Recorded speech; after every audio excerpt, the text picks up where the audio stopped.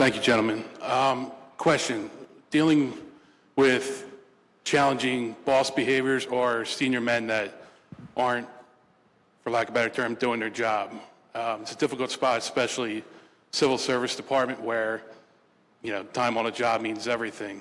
Any thoughts and advice being a younger person or a younger group, less than 5 years, trying to do the right thing, not show them up, but at the same time, try and do the right things for the next generation, and dealing with bosses that maybe don't put the effort because they're stuck in the civil service, or on the volunteer side, it's more of dealing with the popularity contest than who's right for the job.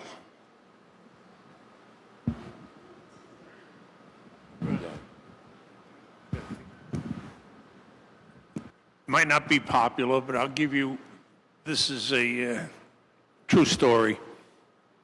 Many years ago, I was asked to do a truck company training class for a very large county fire department. It brought me down, do 3 days of training for 3 different shifts. And it was a program that I went down to their area, looked at their buildings, put their buildings into scenarios, and they had some really serious challenges. And it was a fairly young department, and the chief of training was very progressive. But when I started doing the class, they had all the truck officers and the senior firefighters, the chauffeurs and so on in the class, and I was giving them scenarios, and what are you going to do here? Here, this is a fire in this building in your community. Who's first to it? What are you going to do? And I got no reply. They were sitting on their hands. They just would not commit. And this went on for the whole first day. And I was in shock. I said, maybe it's me, maybe it's my delivery, maybe, I don't know. Maybe it's just, this is C shift, the bad shift. I don't know what the issue was. So I go back that night and I go over all my material again. I look at the delivery. This should be killing these guys. This should be really a good invested, class. And I start out the next day and the same thing happens. So after the first hour, I said, stop. Okay, we're done. Take a break. Go get the chief of training. I'm done. I'm not wasting 2 more days here doing this. And he comes out, he says, no, you got a contract. We're going to hold you to the contract, do the class. I says, Chief, do you understand? None of these guys want to be here. None of these guys want to know anything about anything we're talking about. He said, just do the class. And I went out of there, and it was the most miserable teaching experience I had ever had. Fast forward about 5 years, we have a line of duty death in New York City, and afterwards we have a collation and get together, and a couple of guys come up to me and they says, hey, we just want to let you know, we're doing everything you taught us. I'm like, what department are you with? He says, yeah, remember you came down and did that class? I says, yeah, I remember. He says, well, we're doing everything you taught. BEIS, all kinds of stuff. I says, what happened? He says, oh, the old chief died. That's what it took. Sometimes you have to outlast them. That may be the answer. I don't know. But the other part of it is, all those things that were being done along the time to get to that stage was planting seeds. I call myself Johnny Appleseed. I'm just going out there planting seeds. And some of it falls on fallow ground and never sprouts, but then some of it takes root. And that chief of training saw what needed to be done. It took 5 years after that to get things done, but that may be the answer. So until they move along, lead organically, start where you are, and in spite of that poor leader, just make your shift, your department, your crew the best it can be. And people will gravitate towards you and away from the formal leader. That's informal leadership. Leadership matters at every level, and that includes the firefighter who gives a shit and wants to be better in spite of poor leadership above you. Okay. You know, not that it was bad leadership, but it was the bureaucracy. And in New York City, it's so big, you can't get anything really changed. You know, if you want to say, let's have this procedure for lightweight trusses, if you want to get approval from headquarters, you'll wait years. So what I always felt when I was a captain, I said, this is my company's standard operating procedure. This is how we're going to do it. And I like to write things for the firefighters, so this is what they're expected to do. When I was a battalion commander, I didn't wait to get headquarters to change something. I'd say, in this battalion, this is the standard operating procedure that we're going to follow by my orders. Now, if headquarters wanted to come down and say, well, you can't do that, but they never did. They were busy with doing their things. And as a division commander, same thing, in the 3rd Division. This is the 3rd Division's standard operating procedure for this type of fire. Don't, you know, this is what I'm saying, you don't always have to get the boss to come down to approve what you want. If you got a command, if you got a company, you have a command. Well, you make your rules for your command. You got a battalion, that's your command. So that was it. I never really, because I knew, I saw the fellow who did get ladders 3 passed. He had to wait outside the offices of these big chiefs for hours to get their approval on something. And nobody wanted to give him a tumble. So it's very difficult in the big departments to get anybody to come down to support you. So, but you have a command, and you can say, these are the rules of this command here. One more quick thing on it. It's called leading up. And leading up can make you very unpopular with those above you, but if it's worth the effort that you feel for your organization, go ahead and make the commitment. But one little trick may be when you submit something, Chief, listen, I was thinking about what you talked about last time you were here, and we worked out this, and we liked your idea so much, we came up with this idea. Make him think it's his idea. Or her idea.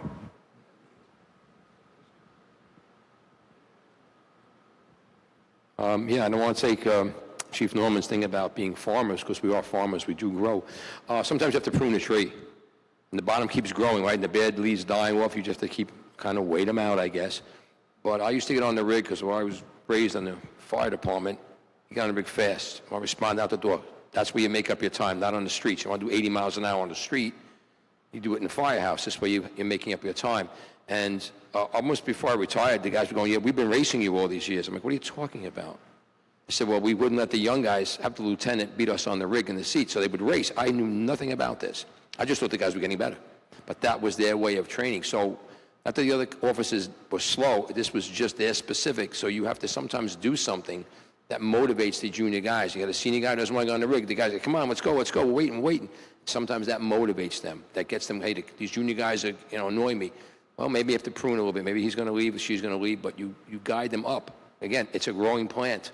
So if we make the base strong, it'll be good, right? That's how we did. That was one of the things that worked for me. Just prune it. Teaching firefighters to take initiative. Don't be afraid to take initiative as a new officer, as an officer that might be suffering from what you described. Take initiative, build a coalition, get others to that are like-minded, and just build and build and build. And then to Frank's point about organically, that will work. The thing that always drove me crazy in this business, when people have to be told what to do, then we didn't do our job as officers or leaders. You need to have them be able to take initiative and think on their own, come up with new ideas, and build that type of culture. I think that's what makes that problem get better, and sometimes it takes some time. Okay. Chiefs, Lieutenant, appreciate you guys doing this for us. We're all smarter for listening to you guys. Just curious if you guys would talk about your very first fire and what your role was at the fire. That might go back. Yeah, it was a long time ago. So, yeah. Well, my very, very, very first working fire was in the volunteer fire department, and it was really cool because I was next to my father. And my dad and I were marching through this house. I had the nozzle. He was one of the chiefs, assistant chiefs, and he was into it. And that was fun. That was my very, very first fire, hanging out with my father. And I went home. My father was a Marine, man of a few words, Korean War guy, combat guy. And we were sitting at the dinner table. I was the oldest of 5 kids, and my mom says to my father, "So how did Thomas do?" My father just looked up. He said, "He did pretty good." And that was the end of the story. He never heard about it again. But that was good. That was pretty cool. My first job, I was on the back step. This is back in 1979.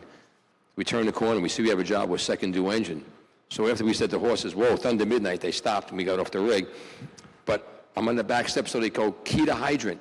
So I had a key to hydrant. Put the hose around the hose so that the engine can go down the block.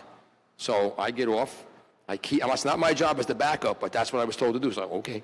They go down the block. Now I'm trying to connect the chest to hydrant. I'm taking the cap off, and I hear the chauffeur yell, "Start water." So now I'm like, okay. I'm running around.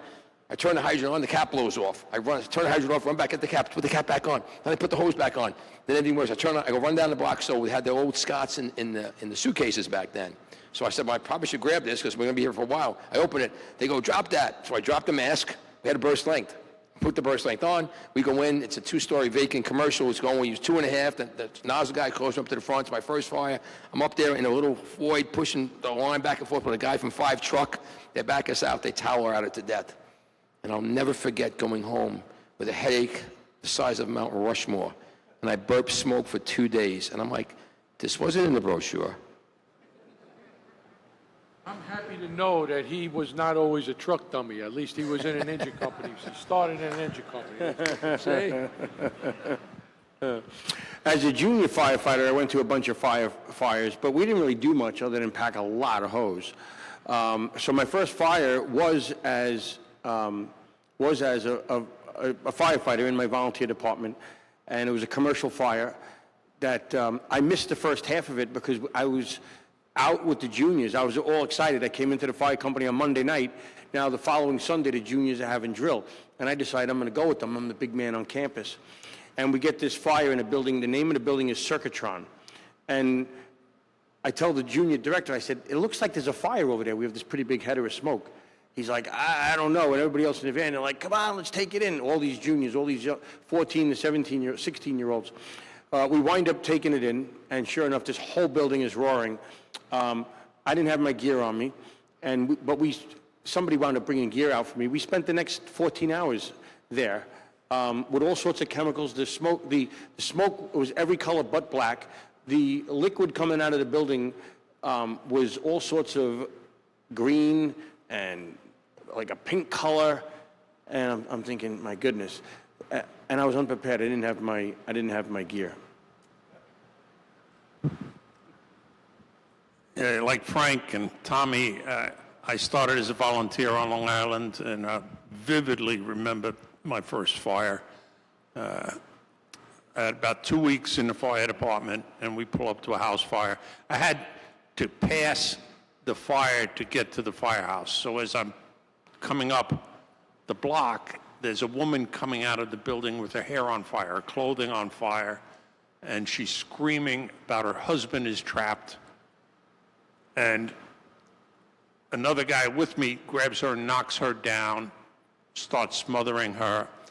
The first due engine comes around the corner, and the lieutenant, the acting officer, who wasn't even an officer in the department, was a fellow legendary guy in the FDNY named John Ball, who at the time was a lieutenant in Squad Company 4, which was the busiest company in the fire department in New York. at the time. And he just tells me, get a mask and get upstairs and get the husband. Because it's a cellar fire. He's taking a hose line through the interior to get to the cellar. And I'm the only guy standing around that isn't committed to the hose line. So 2 weeks in the fire department, and I'm going to do a search by myself above a lot of fire. And I go, do it. And I remember I missed a room. I looked in with the hand light, and I saw a wall in front of me, a wall here and a wall there. And I said, oh, it's a closet. And I go on and keep moving on, and I missed the room entirely. It wasn't a closet. That was just a little hallway, and the smoke reflecting off the light looked like a wall right in front of me. It wasn't a wall.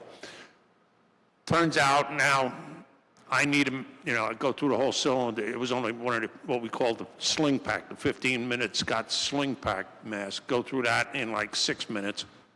I go down to get another bottle, and it's gotten worse. They were storing gasoline in the cellar. All right, change a bottle, relieve on the hose line going down the stairs, and it was a disaster. The husband had jumped out the back window. He wasn't in there, but I wouldn't have found him if they had, left him up there. The first couple of guys on the nozzle, the officer was a friend of mine, and he had the old Scott with the breathing tube, what we called Scott ones, with the old breathing tube that came down. Well, wire had hung down and melted through the breathing tube as he went past. So he gets a belly full of hot gases and smoke. And there are guys laid out on the front lawn. I mean, it's a hot July day. And I'm like, this is the real thing? I mean, people on fire, people jumping out of windows, guys going to the burn center, guys going to the hospital, and nobody thinks this is a big deal. This is just what we do. So that one, I still think of it every day. Well, the first fire, the first due fire I had was on 7th Avenue and 138th Street. We stretched the line up to the 3rd floor. They forced the door to this apartment open. Black, heavy smoke is roaring out. You could hear the fire. And I said, nobody's going to go in there. This is my first fire. And the guys are jumping over each other trying to get to the nozzle. So a guy from the squad with a mask grabs the nozzle, and he starts down our hallway. You could hear the noise of the nozzle pounding on the hollow plaster walls. So now I start to go in. I got no mask, but I'm going to follow him. So I can't get in. The heat hits me, and then I realize everybody's crawling down there. So I remember then I crawled underneath the heat, and behind him, as I heard dishes crashing, and I heard the hollow sound of that hose stream on the walls. And that was my first fire. It was not very satisfying. Second fire was on a second or third due up a rear fire escape. Flame is still blowing out the back window in the rear. I'm stretching to the 5th floor, 2.5 up a fire escape. So now we're third due, big long stretch up a fire escape. I get water. I knock the flame, I see the flame coming out, knock it down. God, I feel great. I knock the fire down, chief puts the fire under control. However, there were guys inside in the squad, and I burned a couple of them. We had no radios. So when I opened up the nozzle, they were trying to come in, which they weren't making much headway, because we were there a long time when I got there. But so I burned guys on the second fire. Unfortunately, the third fire was on 8th Avenue. The apartment was 2 rooms, a lot of flame. I went through there like a hero. I knocked that, no mask, and it was the most satisfying fire I ever had. But again, it's... And that was fun. Yeah, okay. That was fun, okay. But it wasn't in the fire. It wasn't in the firehouse. What year? Probably, I came on in February 1st of 1957. I know the first two fire was in St. Patrick's night. I'll never forget that, where I couldn't even get into the apartment. And then the cellar fire was a second due job, you know, and that's when everybody started yelling at me. You burned the guys, you burned the squad guys. And we were in the firehouse with the squad. So I said, wait. Then the word I heard for the first time, opposing hose lines. Can't do opposing hose. What's opposing hose lines? So that was the first time I heard it. Now today, with the radios, when the first line isn't moving in and you got the second in position, you tell the first one, shut down, back out, close the door. Okay, now the opposing hose line moves in. But without radios, you can't do anything, you know. You're just hoping, and I made the mistake there, but nobody told me not to. But I felt pretty good knocking down a lot of fire, blowing out of that rear apartment. But until I found out I had burned one of my fellow fire, so I was not too looked upon as a good probie in the firehouse after that job. What was your fourth fire? Chief Dunn, you blew yourself in. I wasn't going to say 1957. Okay, who's got one? I gotta give the senior rescue guy. Go ahead, Ed. I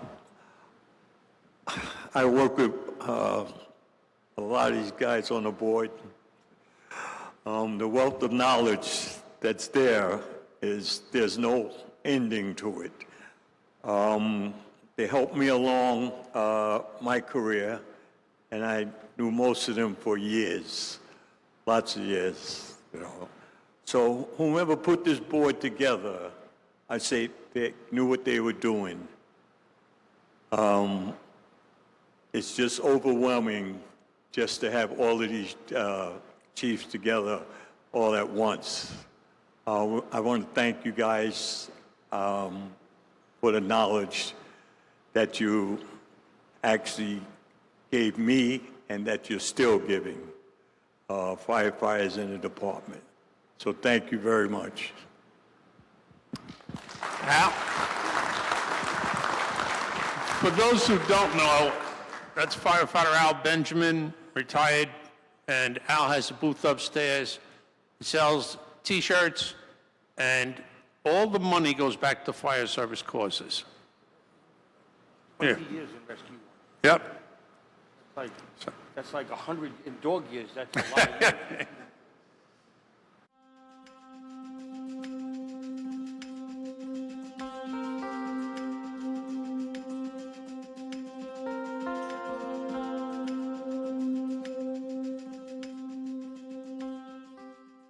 I just got a quick question, because I know it gets overlooked a lot in the fire service, but how have you guys each dealt with post-traumatic stress? Well, I ran until my knees broke out. I mean, and you know, when you before the physical fitness culture changed, you drank and you got a headache so bad that the next day, whatever was bothering you, you couldn't think about it because your head hurt so much. But the best thing I ever did in my life was to start running. You know, John O'Regan got us all running, and actually I ran before John O'Regan, but he was the big runner, and that kept my head straight. I could not have survived if I didn't get out there 3 times a week, and no matter what problem I had, when I run out to my distance and then walk back, I had it solved, or it didn't bother me. It was definitely. Now I'm walking. I mean, when I got a little PTSD, and the other thing is, I think a lot of us here, we write it. We write it out. I'm exercising my demons when I'm writing about the fire. And so is John and Frank and everybody on this panel when we write those articles about the fires. That's getting it out of our system. They call that exercising your demons. So my demons are on the paper in those books. I mean, that's how I, got rid of it. But physically, it was the running. I'm not a big runner or anything like that, but it was 2 miles, 4 miles, and that got me out of all my PTSD. But before that, it was the drinking. You would drink so much that next day you had a hangover that you couldn't remember what was bothering you that night. Or if you did, it wasn't as bad as the pain that you got. But that was not a good way to do PTSD. But in my case, it was writing. Right? They tell you to write things down, and walking and running. That just made everything feel better. Those physically and mentally, those two things, exercising your demons like that. We all got them, and you got to figure out ways to manage them. You'll always have them, but there are other guys have other ways to manage things. But that was mine: running and writing. One of the things that I've always tried to impress on everybody is we are dealing with the force of nature that we don't always have control over. And if you have done the best that you possibly can to handle that situation, that's all anybody can ask of you. I mean, we are not all powerful, not God, and say, okay, I'm going to change what has already occurred. If you lose somebody, I mean, fortunately, I've never had a firefighter die under my control. I've worked with guys that have died. I've been at fires where people have died. But it wasn't my fault. That's the way I deal with it. Now, if I had done something and screwed up where, hey, man, that got somebody killed or somebody badly hurt, yeah, I would feel a whole lot of stress over that. But if you have honestly looked at your operation and said, I've done everything I possibly can to the best of my ability, may not be as good as somebody else could have done, but it's the best that I could possibly have done, that's all that can be asked of you. Now, to back up Vinny's thing, I was telling the story just this afternoon. After 9/11, I had tremendous headaches. I felt like my head was going to blow up. Went for all kinds of tests. Every test known to man. The doctor calls me up and says, Mr. Norman, this is all mental. You're doing this to yourself. You're creating this stress. My advice is go for a walk, because my knees wouldn't handle the running. Go for a walk. If you have a spouse, anybody that you can bring with you, and just put the stress away. Put the cell phone away and just go for a walk and let it clear your mind and think of anything except what you're dealing with now. And that, I mean, once I understood that, the headaches went away within days. So thanks for the question. I think this is an area that the fire service has tremendously evolved. For me personally, exercise is one of the things that I like to do. But, so writing, some of the things that we've heard, that today that would be called journaling, which is something that gives us protective factors to build that in. To me, there's no place like the kitchen table. I think when the resiliency that we get from the kitchen table, really the center of the fire service universe is the kitchen table. Today, one of the terms that they use is psychological safety, which to me is the kitchen table, where we're able to exercise the demons. We're able to talk honestly and openly about whatever's bothering us, and it's not only just the calls. It could be we're talking about that someone's having an issue with their marriage. They're having an issue with one of their children, perhaps, or any other things, maybe even financial troubles. Whatever it is, we're able to discuss those. And to me, when we talk about that new term or newer term, psychological safety, to me, that's the kitchen table. I think that is, for me, in my career, being around the brothers and sisters at the kitchen table has enabled me to bounce back after some of the incidents that I responded to in my career. Thank God for the kitchen table.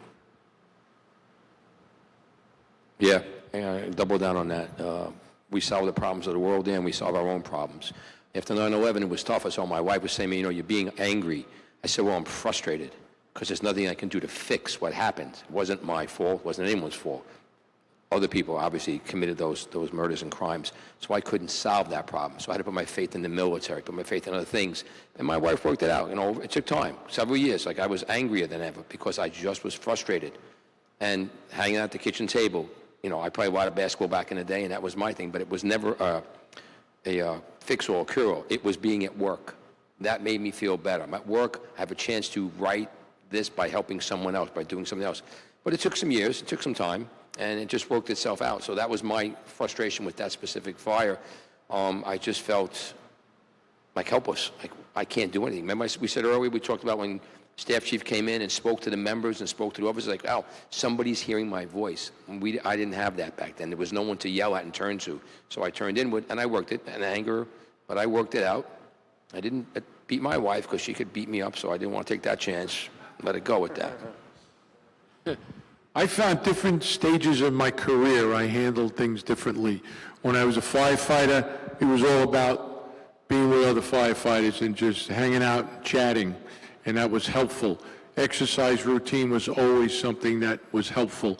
When I became an officer, I found being able to talk to some of my peers, other folks that I knew that were officers, give them a call, go out for a beer, that kind of thing, that helped. When I became a chief officer, the best person that I was always able to talk to when I had some stressful days and times was my wife, honestly. My wife is the most wonderful person that I've ever met in my life. We're married a very long time, but that relationship, your relationship with your spouse or significant other evolves over time, and I found as I was more mature in my career, I found that my wife was really good to bounce things off. She was very helpful. My wife lost her parents when she was very young, so she had a tough life, you know, growing up. And she understood stress, and she kind of was able to help me out, especially when I got into the administrative side of the job. You know, you come home and, you know, there are some stressful times when you're wearing the weight of the entire organization on your shoulders, but she was awesome. I would be able to sit with her at dinner, go out for a walk, and so that might be helpful for you, you know, sit and be honest with your significant other. I think sometimes we take them for granted when they're your partner. And that helped me a lot. I'm good. You guys good up there? Any final thoughts? Thank you. Thank you very much. Yeah, thanks, guys. Thank you. Appreciate your time.